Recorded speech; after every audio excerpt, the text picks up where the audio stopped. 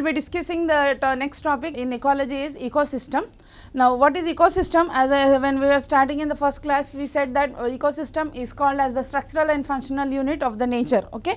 Now, what is why we can say that ecosystem is the structural and functional unit? Because as we know, any organism which is living on the earth is a social animal. It cannot live, no organism can live isolatedly. It is dependent, or it is having a dependency or interrelationship with the other organism for its survival and the food material, right. So, any organism to get its food material or to survive in the on the earth, it is dependent on the other organism. In ecology, an organism and its interrelationship with the environment for the existence and taking in the food material required is called as ecology. Now, this interaction of organism and the environment in between both the biotic and abiotic factors, and when there is such type of exchange of material between the biotic and abiotic factors, then that type of system is called as the ecosystem. Now, ecosystem is the place where there is a transfer of energy level at each trophic level, and it is integration where the energy is being exchanged from one level to the other level. Now, here the concept of ecosystem was studied by different authors. Like for example, there was a one ecologist, first term ecologist called as A.G. Tansley. He was the concept of ecosystem was first put forward by A.G. Tansley in the year 1935. So, what he said, according to Tansley, he said that it is a system, ecosystem is a type of system, or it is a resulting by the integration of both the abiotic and biotic factors of the environment, or a system formed due to the integration of or a collaboration of both living and non-living organisms in the environment is called ecosystem, according to Tansley. Now, next in the year 1877, there were three scientists called as 1887, next 1930.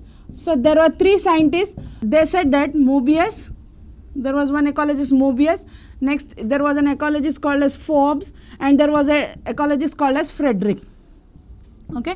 Now, in addition to A.J. Tansley, these three ecologists, Mobius, Forbes and Frederick, instead of using the term ecosystem, they use the different term. Those are called as, they gave the different terms called as biosynosis, microcosm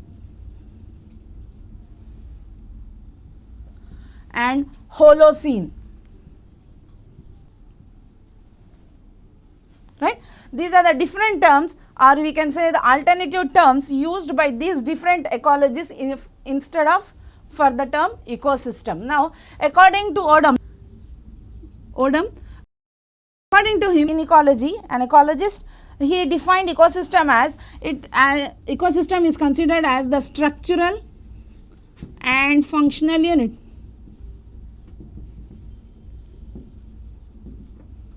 Ecosystem means, according to Odom, ecosystem is considered as the structural and functional unit of the organisms in the environment, and in the process of in this process of interaction between the living and non-living organisms. Right? This is definition of the Odom. So, Odom defined ecosystem as a structural and functional unit of the nature. Now, we said these are the definitions, different definitions given by different ecologists. Now, when we come to the definition of ecology. Now, what will be actually, we can say types of ecosystem, or what is definition of ecosystem? We said different definitions given by different ecologists. Now, an ecosystem, there are different types of ecosystem. Now, we can consider a small ecosystem, or ecosystem can be small or it can be a large ecosystem, right. What is small ecosystem? A small ecosystem is a small pond water, drop of pond water, can also be considered as a small ecosystem.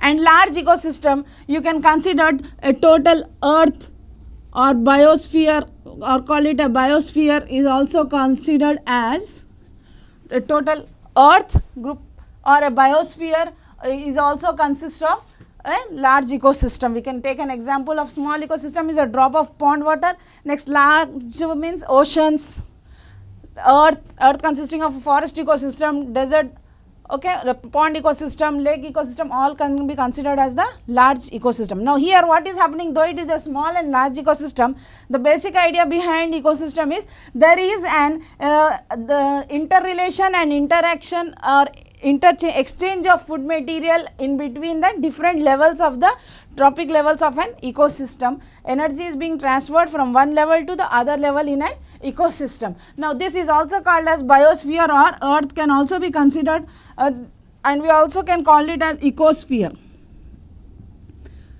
As a whole can be considered as the largest ecosystem. Now here because it is difficult for an individual, when we are studying in the context of ecosystem, we cannot say a particular individual as considering can be substituting the total ecosystem. Now for an individual you cannot study all in detail. So what we will do for an individual to study the total in-depth study of the ecosystem, it has been divided into two types here. So ecosystems are of two types. Ecosystems on a whole cannot be studied in detail by individuals. So to make it easy, the ecosystem are categorized into two types. First one is artificial ecosystem and another one is natural ecosystem. Right. Now what is artificial ecosystem? Any ecosystem, these are which are maintained by the man or which are formed due to the interference of the man are called as the artificial ecosystem, which involves the regular distribution in addition to the energy, regular distribution of energy in the form of nutrients is occurring in the artificial ecosystem. For example, you can take an example of aquarium, right. These are orchids,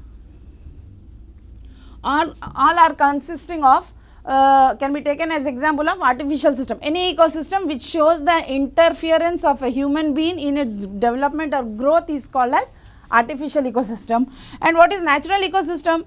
An ecosystem where the development or growth in an ecosystem at each trophic level is occurring naturally, where there is no interference of any human being, it occurs by nature, then that is called as natural ecosystem. Pond ecosystem, lake ecosystem, forest ecosystem, all will come under natural ecosystem, right. Now we will draw a flow chart of different ecosystem, then we can understand how many types of ecosystems are there as per the syllabus given. Okay, we have just discussed about what is ecosystem, different definitions given by different ecologists. Ecosystem, what is ecosystem according to their point of view, and then we said there are two basic types of ecosystem, artificial ecosystem and natural ecosystem, right. So as per our definition, artificial ecosystem, here is a flow chart which is used which will make it easy for you to understand how many types of ecosystems are there, what we are studying. Okay, now basically as I said earlier, there are two types of ecosystems here, one is artificial and one is natural ecosystem, right.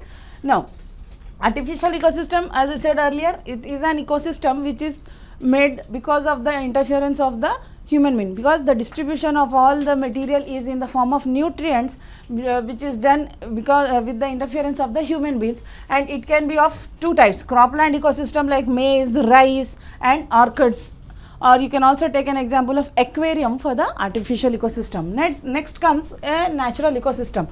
Now as I said earlier, natural, as the name itself indicates, it does not need any, it doesn't require any sort of involvement of human beings, it is totally dependent on the nature. So the ecosystem which is occurring purely on the nature is called, without interference of any human being, is called as the natural ecosystem. Now here the natural ecosystems are of two types here.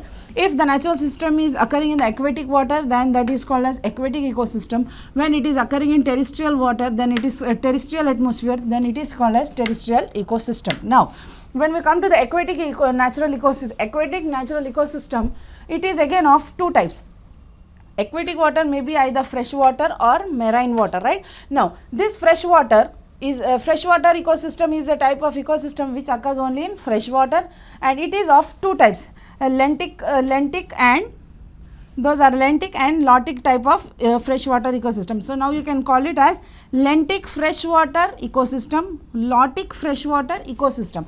Now what is lentic freshwater ecosystem and what is lotic freshwater ecosystem? This will give be one multiple choice question for you. What is lentic and what is lotic? Now lentic is a type of water or freshwater ecosystem where the water is in a still position, or it is a, if it is in a still position, then that is called as when it is in a still position or in a standing position, when the water is not in a continuous flow. The water, if it is in a still or standing position, then it is called as lentic freshwater ecosystem. Now when it is like for example it is ponds or lakes. Now here what is happening in the ponds and lakes, you will see the water is preserved and it is not moving anywhere, it is in a still condition, not moving, stagnant condition. Okay.